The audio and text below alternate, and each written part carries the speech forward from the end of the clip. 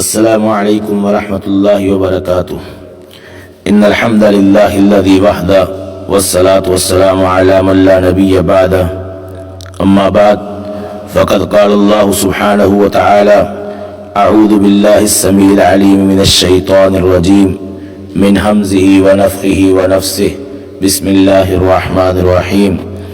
افحسبتم انما خلقناکم عبثا وَأَنَّكُمْ إِلَيْنَا لَا تُرْجَعُونَ۔ وقت کی اہمیت ہر عقل مند اور ذی شعور انسان کے ہاں مسلم ہے۔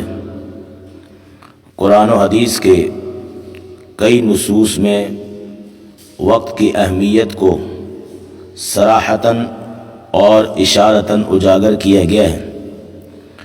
قرآن کریم میں اللہ تبارک و تعالی نے مختلف مقامات پر مختلف احکامات کے وقت کو مقرر کیا ہے، اور ہر حکم ہر عمل کا الگ وقت مقرر کرنا وقت کی پابندی اور وقت کی اہمیت کی طرف رہنمائی کرتا ہے۔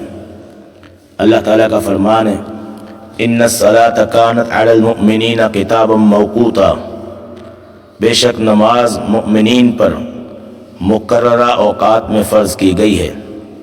اللہ تعالیٰ کا فرمان ہے کتب علیکم الصیام کما کتب علی الذین من قبلکم لعلکم تتقون ایاما معدودات۔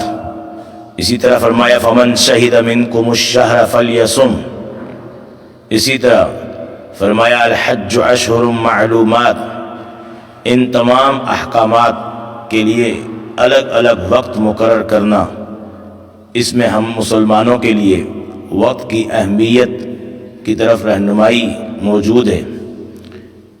اسی طرح اللہ تبارک و تعالی نے قرآن کریم میں مختلف اوقات کی قسمیں کھا کر وقت کی اہمیت کو اجاگر کیا ہے۔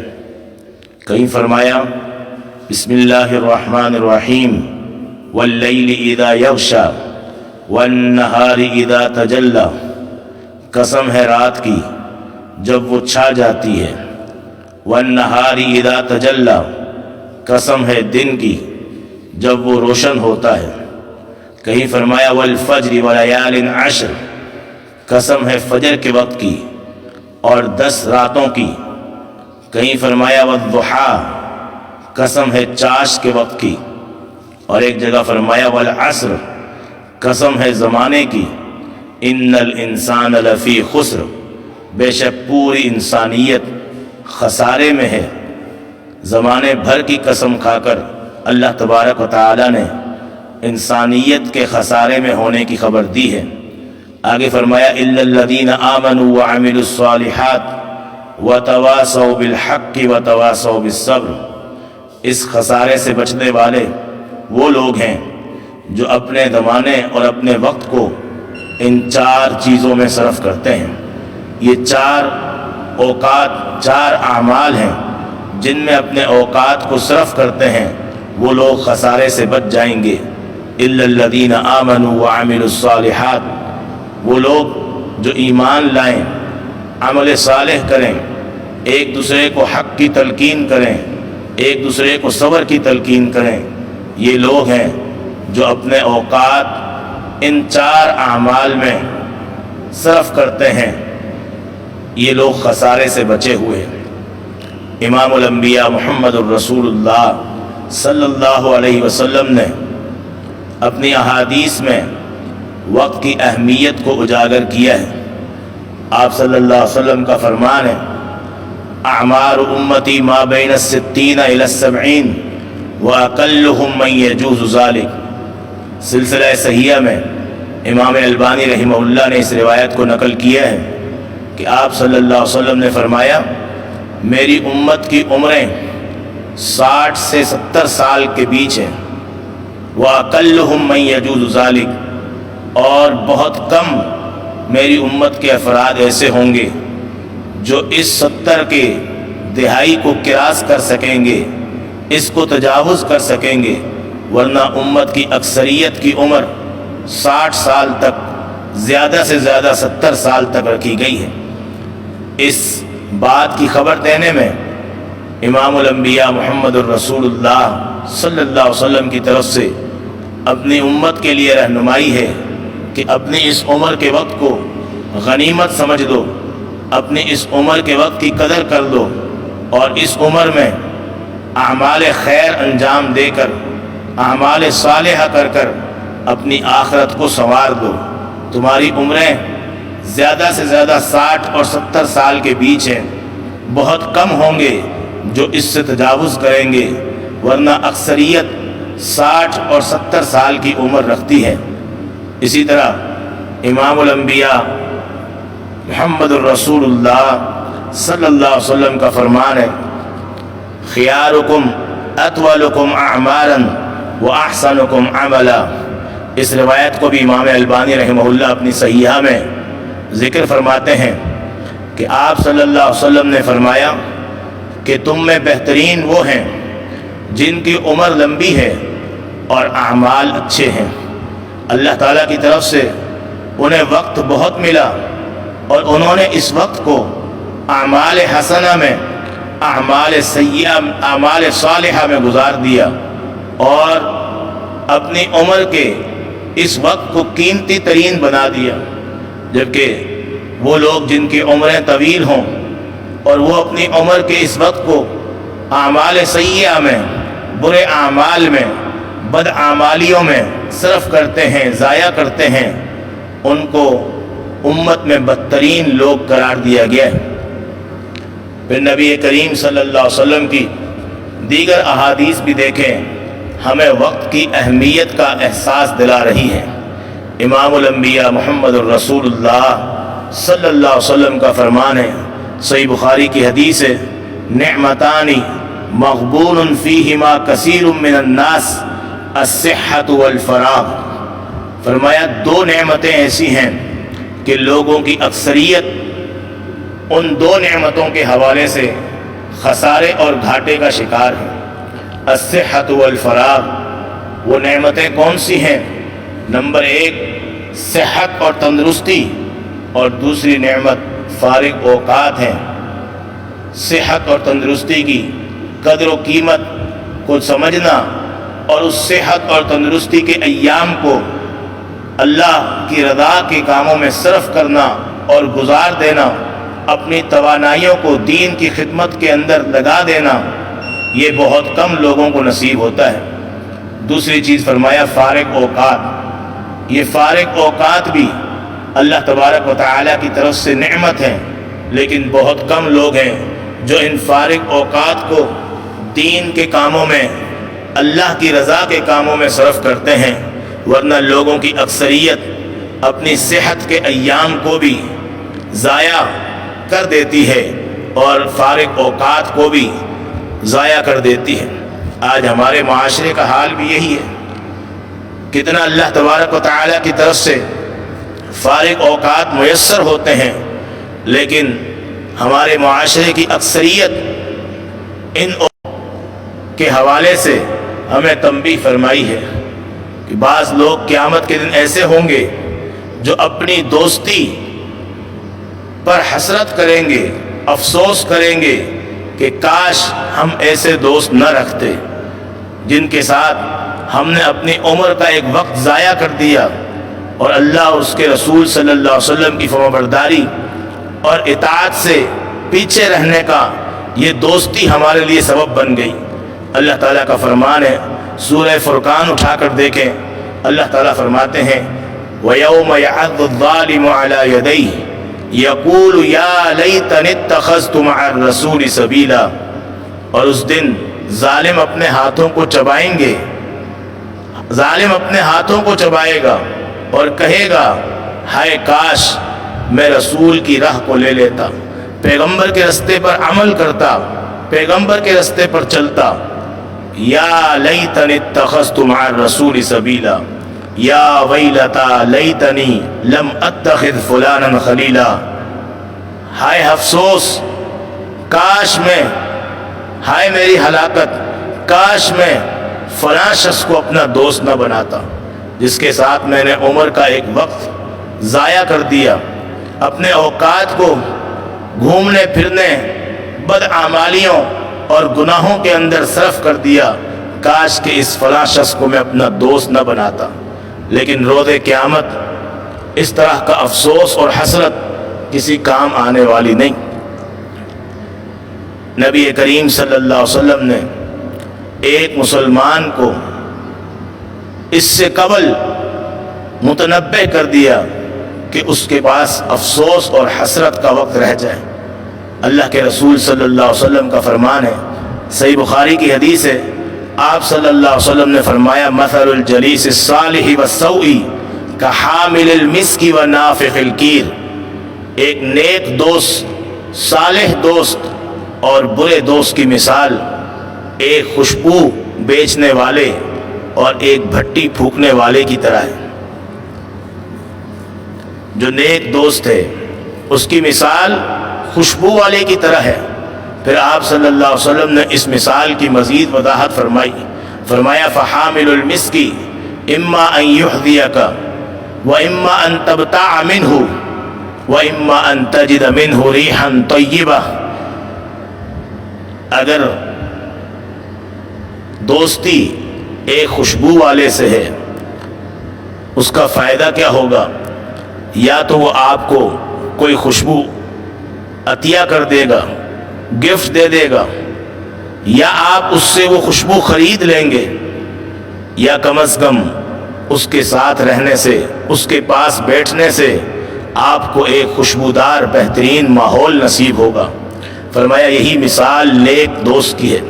نیک دوست، صالح دوست، دیندار دوست، اس کے ساتھ بیٹھنے سے یا تو وہ آپ کو خود دین کی تلقین کرے گا، اللہ اور اس کے رسول کی فرمانبرداری کی طرف رہنمائی کرے گا، آپ کو بہترین نصیحت کرے گا، اور اگر ایسا نہ ہوا تو آپ خود اس سے دینداری کو حاصل کریں گے، کوئی نصیحت طلب کریں گے، اور ایسا بھی اگر نہ ہوا تو کم از کم اس کے ساتھ بیٹھنے سے آپ کو دینداری والا بہترین ماحول، ایک بہترین ماحول آپ کو نصیب ہوگا جس میں آپ کی تربیت ہوگی۔ تو فائدہ ہی فائدہ ہے نیک دوست کی محفل اور نیک دوست کے ساتھ کا۔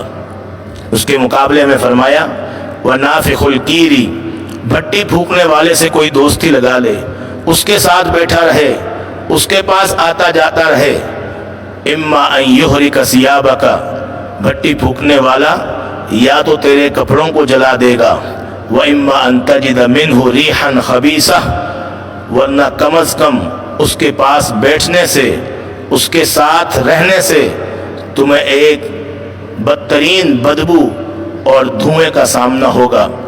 یہی مثال برے دوست کی ہے کہ برے دوست کی صحبت، بد کردار دوست کی صحبت، برے اعمال کرنے والے کی صحبت تمہیں برا بنا دے گی، وہ تمہیں برائیوں میں، گناہوں میں ملوث کر دے گا، گناہوں کی طرف دعوت دے گا، اور اگر دعوت نہ دے تو کم از کم اتنا نقصان ضرور ہوگا کہ اس کے ساتھ بیٹھنے سے تمہیں ایک بدبودار اور برا ماحول نصیب ہوگا۔ یہی مثال برے دوست کی ہے کہ اس کے ساتھ رہنے سے تمہیں ایک برا ماحول نصیب ہوگا، جس ماحول کے اندر جھوٹ ہوگا، گالی گلوچ ہوگا، بدعمالیاں ہوں گی، گناہ ہوں گے، نشے آور اشیاء کا استعمال ہوگا، غیبت ہوگی، الزام تراشی ہوگی، اور مختلف برائیوں کا مجموعہ یہ محفل ہوگی جس میں تمہاری بدترین تربیت ہوگی۔ اس لیے اللہ کے رسول صلی اللہ علیہ وسلم نے یہ مثال دے کر متنبہ کر دیا کہ خبردار، روز قیامت کے آنے سے پہلے اس مثال کو سمجھ لیا جائے اور اپنی دوستی پر نظر ثانی کی جائے۔ خاص طور پر نوجوان اپنی دوستی پر نظر ثانی کریں، کن لوگوں کے ساتھ دوستی ہے۔ امام الانبیاء محمد الرسول اللہ صلی اللہ علیہ وسلم نے اسی لیے ارشاد فرمایا الرجل علی دین خلیلہ، کہ ہر شخص اپنے دوست کے دین اور اس کی عادات پر قائم ہوتا ہے۔ فَلْيَنظُرْ أَحَدُكُمْ مَنْ يُخَالِلْ، تم میں سے ہر شخص کو غور کرنا چاہیے، جائزہ لینا چاہیے کہ تمہاری دوستی کن لوگوں کے ساتھ ہے۔ اگر نیک لوگوں کے ساتھ دوستی ہے، دیندار لوگوں کے ساتھ دوستی ہے، صحیح العقیدہ لوگوں کے ساتھ اٹھنا بیٹھنا ہے، تو یقیناً آپ کا عقیدہ، آپ کا دین محفوظ ہے۔ اور اگر آپ کی دوستی بدترین لوگوں کے ساتھ ہے، بد عقیدہ لوگوں کے ساتھ ہے، بد تہذیب لوگوں کے ساتھ ہے، تو پھر آپ کا عقیدہ اور عمل محفوظ نہیں ہے۔ نبی کریم صلی اللہ علیہ وسلم نے اپنے اوقات کے حوالے سے ہمیں خبردار کیا۔ ایک اور حدیث میں جسے امام البانی رحمہ اللہ نے صحیح قرار دیا ہے، امام احمد رحمہ اللہ کی مسند کی روایت ہے، آپ صلی اللہ علیہ وسلم نے فرمایا ما جلس قوم مجلسا لم يذكر الله ولم يصلوا على نبيهم الا كان مجلسهم عليهم ترة يوم القيامة ان شاء عفا عنهم وان شاء اخذهم۔ کہیں بھی کوئی لوگ جو مجلس کرتے ہیں، کہیں بیٹھتے ہیں، ایسی مجلس جس میں اللہ کا ذکر نہ ہو، نبی کریم صلی اللہ علیہ وسلم پر درود نہ ہو، تو ایسی مجلس اہل مجلس کے لیے یوم قیامت باعث افسوس و حسرت، نقصان اور افسوس کا سبب بن جائے گی، ندامت کا سبب بن جائے گی۔ اور اللہ تبارک و تعالی ایسی مجلس میں بیٹھنے والے لوگوں کا چاہیں گے تو مواخذہ کریں گے، اور چاہیں تو اللہ تعالیٰ ان کو معاف کر دیں۔ یعنی اپنے اوقات اگر ایسی مجلس میں صرف کیے جس میں نہ اللہ کا نام ہو، نہ دین کا ذکر ہو، نہ نیکی کا ذکر ہو، نہ تقوی اور پرہیزگاری کی بات ہو، نہ پیغمبر صلی اللہ علیہ وسلم پر درود ہو، ایسی مجلس جو اللہ اور اس کے رسول صلی اللہ علیہ وسلم کے ذکر سے خالی ہو، وہ اہل مجلس کے لیے روز قیامت افسوس، حسرت اور ندامت کا سبب بننے والی ہے۔ آج ہماری محفلیں، ہمارے اوقات کن مجلسوں میں صرف ہو رہے ہیں، ہم کن مجلسوں میں اپنے اوقات صرف کر رہے ہیں، ہم خود اندازہ کر لیں۔ رات کو دیر دیر تک فضولیات میں جاگنا اور اس وقت سونا جب اللہ تبارک و تعالی آسمان دنیا پر نزول فرماتے ہیں، اور صحیح بخاری کی حدیث کے مطابق اللہ تبارک و تعالی آواز دیتے ہیں من یدعونی فاستجیب لہ، کون ہے جو مجھ سے دعا کرے میں اس کی دعا کو قبول کروں، من یسألنی فاعطیہ، کون ہے جو مجھ سے مانگے میں اسے عطا کروں، من یستغفرنی فاغفر لہ، کون ہے جو مجھ سے بخشش کا سوال کرے میں اس کے گناہوں کو بخش دوں۔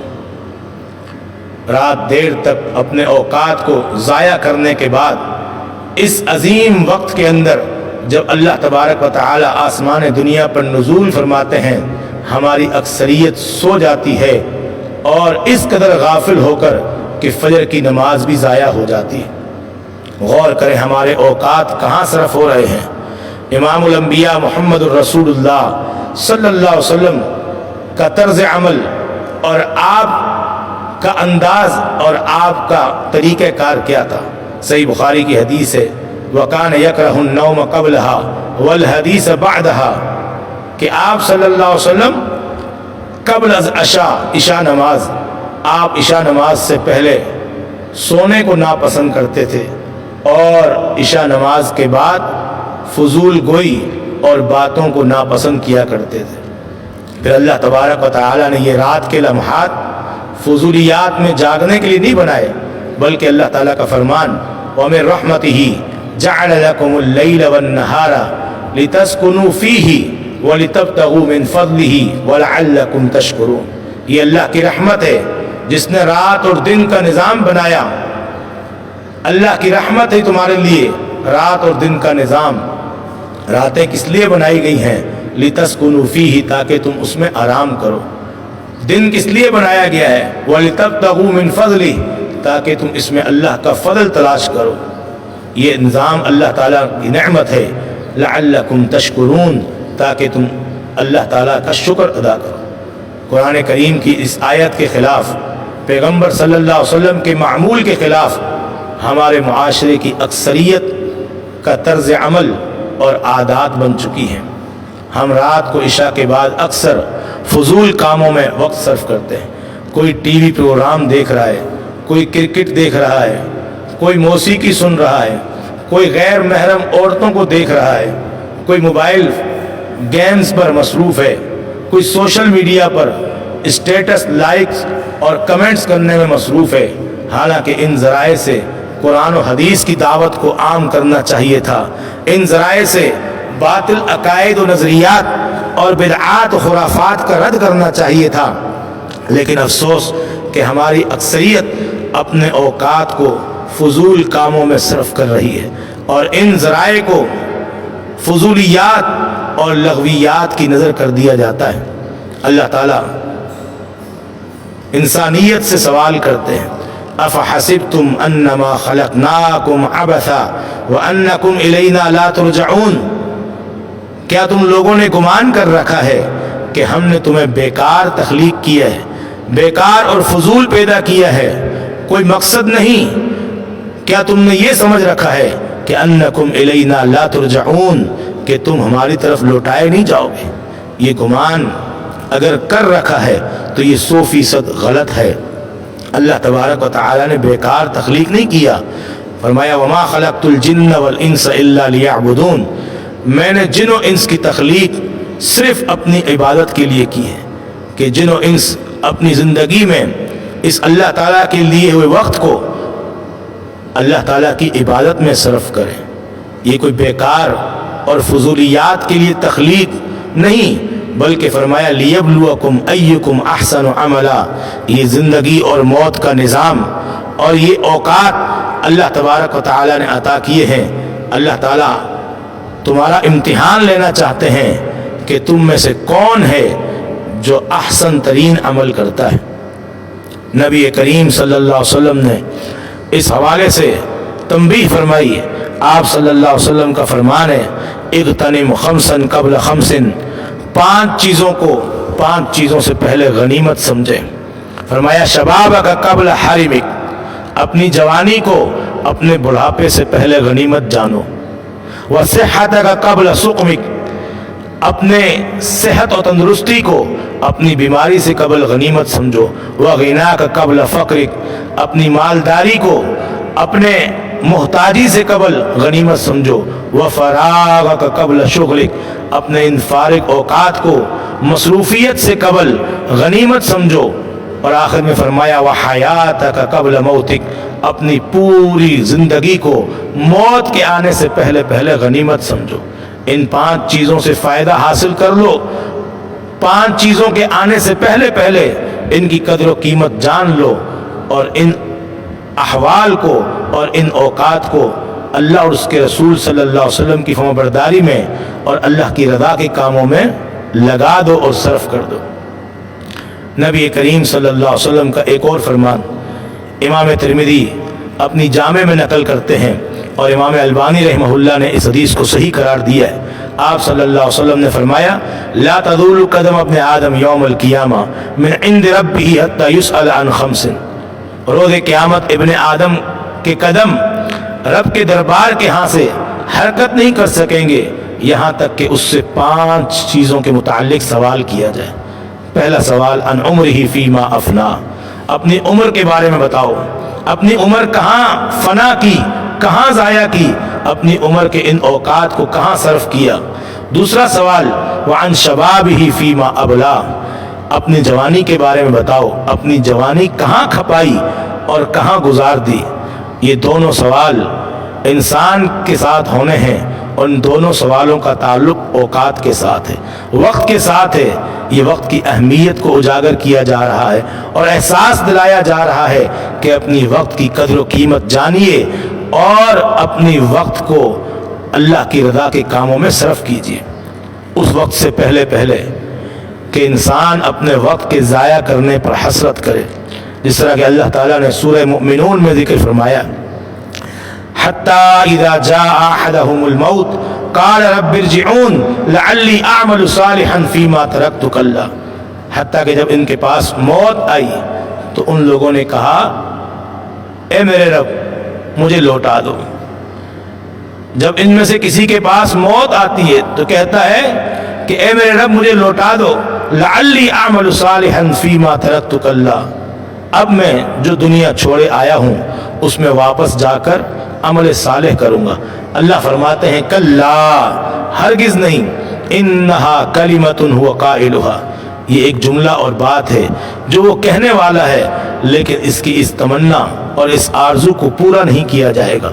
کہیں فرمایا وَأَنفِقُوا مِمَّا رَزَقْنَاكُمْ مِن قَبْلِ أَن يَأْتِيَ أَحَدَكُمُ الْمَوْتُ، اللہ کی راہ میں اپنے مالوں میں سے خرچ کر لو اس سے پہلے کہ تم میں سے کسی ایک کے پاس موت آئے، پھر وہ بندہ کہے رب لولا اخرتنی الی اجل قریب، اے میرے رب مجھے کچھ وقت کے لیے اور مؤخر کیوں نہیں کیا، مجھے کچھ اور وقت کیوں نہیں دیا، فاصدق واکن من الصالحین، میں صدقہ اور خیرات بھی کرتا اور نیکوکار بن جاتا۔ اس وقت کا حسرت، اس وقت کا افسوس کسی کام آنے والا نہیں، کیونکہ اللہ تعالیٰ کا اصول ہے وَلَن يُؤَخِّرَ اللَّهُ نَفْسًا إِذَا جَاءَ أَجَلُهَا، جب کسی کا وقت مقرر آ جاتا ہے، موت کا وقت آ جاتا ہے، اللہ تعالیٰ پھر ہرگز کسی نفس کو لیٹ نہیں کرتے، مؤخر نہیں کرتے۔ فرمایا فَإِذَا جَاءَ أَجَلُهُمْ لَا يَسْتَأْخِرُونَ سَاعَةً وَلَا يَسْتَقْدِمُونَ، جب ان کا وقت مقرر آ جائے گا تو ایک گھڑی بھی نہ جلدی کی جائے گی نہ ایک گھڑی لیٹ کی جائے گی۔ اللہ تبارک و تعالی نے سورہ سجدہ میں مجرمین کا انجام بیان کیا، فرمایا وَلَوْ تَرَىٰ إِذِ الْمُجْرِمُونَ نَاكِسُو رُءُوسِهِمْ عِندَ رَبِّهِمْ رَبَّنَا أَبْصَرْنَا وَسَمِعْنَا فَارْجِعْنَا نَعْمَلْ صَالِحًا إِنَّا مُوقِنُونَ، اور کاش کہ آپ دیکھیں جب مجرم رب کے حضور سر جھکائے کھڑے ہوں گے اور عرض کریں گے اے ہمارے رب ہم نے دیکھ لیا، سن لیا، اب ہمیں واپس لوٹا، ہم نیک اعمال کریں گے، ہمیں یقین ہو گیا ہے۔ لیکن اس وقت کا حسرت، افسوس اور یہ عرض کرنا کسی کام آنے والا نہیں۔ یاد رکھیے وقت کی دو اہم خصوصیات ہیں، نمبر ایک وقت تیزی سے گزر جاتا ہے، اور نمبر دو وقت قیمتی ترین چیز ہے۔ وقت کو روک نہیں سکتے آپ، بلکہ وقت کی مثال تو دھوپ میں رکھی اس برف کی سیل سے دی گئی ہے جسے پگھلنا ہی پگھلنا ہے، چاہے کوئی اس سے فائدہ اٹھائے چاہے فائدہ نہ اٹھائے۔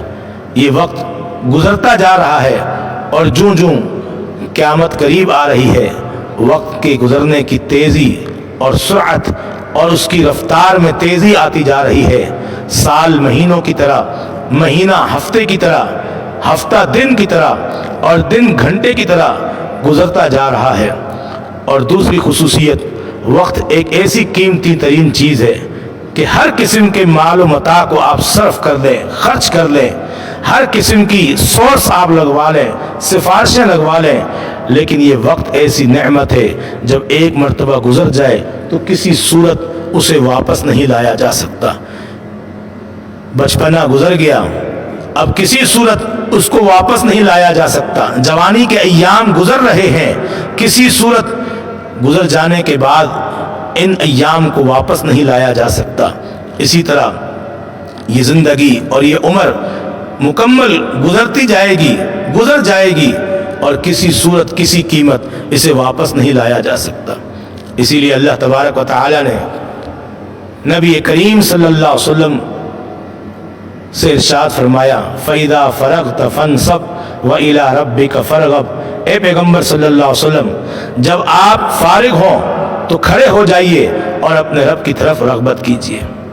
آخر میں بعض ایسے اعمال کی طرف میں نشاندہی کرتا ہوں جنہیں ہم اپنے اوقات میں اگر انجام دیں، اور ایسے اوقات میں بھی انجام دے سکتے ہیں جو ہمارے انتظار کے اوقات ہیں، فارغ اوقات ہیں، جہاں ہم کہیں ڈاکٹر کے ہاسپٹل میں اپنی باری کا انتظار کر رہے ہوں، یا بس اسٹاپ پر اپنی گاڑی کے آنے کا انتظار کر رہے ہوں، یا ٹرین کا انتظار کر رہے ہوں، یا اپنی فلائٹ کا انتظار کر رہے ہوں۔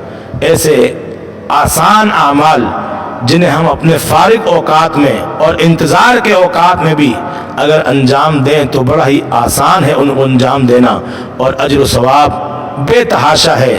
اپنے اس وقت کو ہم قیمتی ترین بنا سکتے ہیں۔ نمبر ایک، قرآن کریم کی تلاوت۔ قرآن کریم کی تلاوت ایک عام مسلمان پڑھنے والا 1 منٹ میں 1 صفحہ قرآن کریم کا تلاوت کر سکتا ہے، اور 1 صفحے میں تقریباً 450 حروف ہیں، اور ہر حرف پر 10 نیکیاں دی جاتی ہیں۔ اس طرح 1 منٹ کے اندر 1 صفحہ تلاوت کرنے والا 4,500 نیکیاں کما کر اپنے اس 1 منٹ کو قیمتی ترین بنا سکتا ہے۔ قرآن کریم کی سورہ اخلاص قل هو اللہ احد کسے یاد نہیں؟ نبی کریم صلی اللہ علیہ وسلم نے فرمایا من قرأ قل هو اللہ احد حتی یختمها 10 مرات بنى اللہ له قصرا فی الجنہ۔ امام البانی رحمہ اللہ اپنی سلسلہ صحیحہ میں اس روایت کو ذکر کرتے ہیں کہ اللہ کے رسول نے فرمایا جو شخص قل هو اللہ احد سورت مکمل آخر تک 10 مرتبہ پڑھتا ہے، اللہ تعالیٰ اس کے لیے جنت میں محل تیار کریں گے۔ 10 مرتبہ سورہ اخلاص پڑھنے میں 2 سے 3 منٹ لگتے ہیں۔ اسی طرح نبی کریم صلی اللہ علیہ وسلم کے سکھلائے ہوئے اذکار، آپ صلی اللہ علیہ وسلم نے فرمایا، صحیح بخاری کی حدیث ہے، جو شخص سبحان اللہ و بحمدہ دن میں 100 مرتبہ پڑھتا ہے اس کی خطائیں اور گناہ مٹا دیے جاتے ہیں، چاہے وہ سمندر کی جھاگ کے برابر ہی کیوں نہ ہو۔ اب سبحان اللہ و بحمدہ 100 مرتبہ پڑھیں، 2 سے 3 منٹ لگتے ہیں۔ ایک انسان آرام سے یہ ذکر کر سکتا ہے اور اپنے ان 2-3 منٹوں کو بھی قیمتی ترین بنا دیتا ہے۔ ہم سمجھتے ہیں یہ 2 منٹ ہی تو ضائع ہوئے ہیں، یہ 10 منٹ ہی تو میں نے یہاں لگائے ہیں، یہ گھنٹہ ڈیڑھ ہی تو میں نے سوشل میڈیا پر صرف کیا ہے، لیکن یقین مانیے یہ اوقات قیمتی ترین بن سکتے ہیں اگر ہم توجہ کریں۔ اسی طرح اگر ایک شخص نبی کریم صلی اللہ علیہ وسلم پر درود پڑھے، 1 مرتبہ درود پڑھنے سے اللہ تبارک و تعالیٰ کی 10 رحمتیں نازل ہوتی ہیں، 10 گناہ معاف کیے جاتے ہیں، 10 درجات بلند کیے جاتے ہیں۔ اگر ایک شخص بیٹھے بیٹھے اللہ کے رسول صلی اللہ علیہ وسلم پر 10 مرتبہ درود پڑھے، 2 سے 3 منٹ اس کے صرف ہوں گے اور وہ انسان اللہ تعالیٰ کی 100 رحمتوں کا مستحق بن سکتا ہے۔ اس کے 100 گناہ معاف کیے جائیں گے اور 100 درجے اس کے بلند کیے جائیں گے 2 سے 3 منٹ میں۔ تو ان اعمال خیر کو تلاش کرنا چاہیے اور اپنے اوقات کو قیمتی ترین بنانا چاہیے۔ وقت کی اہمیت کا اندازہ کریں، احساس کریں، اپنے اوقات کو اللہ تعالیٰ کی رضا کے کاموں میں صرف کریں۔ خاص طور پر رمضان المبارک کی یہ بابرکت اوقات اور بابرکت لمحات، انہیں ہم قیمتی ترین بنا سکتے ہیں اعمال صالحہ کے ذریعے، اعمال خیر کے ذریعے، نیکیوں کے ذریعے، دینداری کے ذریعے، دینی احکامات پر عمل کے ذریعے، اللہ کی رضا کے کاموں میں انہیں صرف کر کے ان اوقات کو ہم قیمتی ترین بنا سکتے ہیں۔ اللہ تعالیٰ سے دعا ہے اللہ تبارک و تعالیٰ مجھے اور آپ کو، تمام مسلمانوں کو اپنے اوقات، اپنی عمر کی قدر و قیمت کا احساس رکھنے کی توفیق عطا فرمائے اور اپنے اوقات کو اللہ کی رضا کے کاموں میں صرف کرنے کی توفیق عطا فرمائے۔ اقول قولی ھذا واستغفر اللہ لی ولکم ولسائر المسلمین وآخر دعوانا ان الحمد للہ رب العالمین۔